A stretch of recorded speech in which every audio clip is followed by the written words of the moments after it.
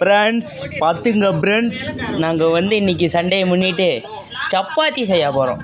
என் பொண்டாட்டி சப்பாத்தி மாவு பேசிக்கிட்டு இருக்கா. ஆயில் ஊற்றவான்னு கொஞ்சம்.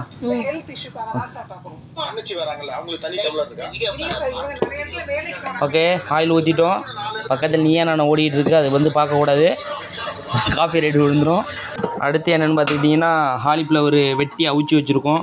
அதுக்கான இன்க்ரீடியன்ஸ் எல்லாம் போட்டு இப்போ அடுத்து நான் வந்து காலிஃப்ளவர் செய்ய போகிறேன். என் பொண்டாட்டி சப்பாத்தி செய்ய போகிறோம்.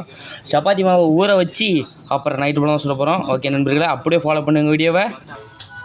ஓகே, ஒரு 3 பூண்டு போட்டுக்கலாம். இது எதுக்குன்னு கேட்டிங்கன்னா, எதுக்கு காலிஃப்ளவருக்கு இடிச்சிக்கலாம். காலிஃப்ளவருக்கு போட்டு அப்படியே சின்ன சின்னதாக இடிச்சிக்கலாம்.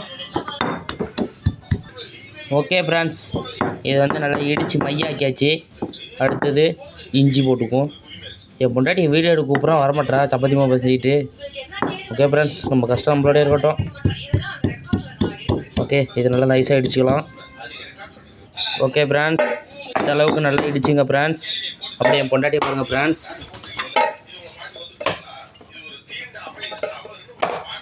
சப்பாத்தி மாவு பேசிகிட்டு இருக்கா ஃப்ரெண்ட்ஸ், ஃபாலோ பண்ணுங்க ஃப்ரெண்ட்ஸ். ஓகே ஃப்ரெண்ட்ஸ், நல்லா இஞ்சி பூண்டு வந்து என்ன பண்ணால் அப்படி தேய்ச்சி இப்படி உடச்சி வச்சுட்டு இப்படியே போட்டு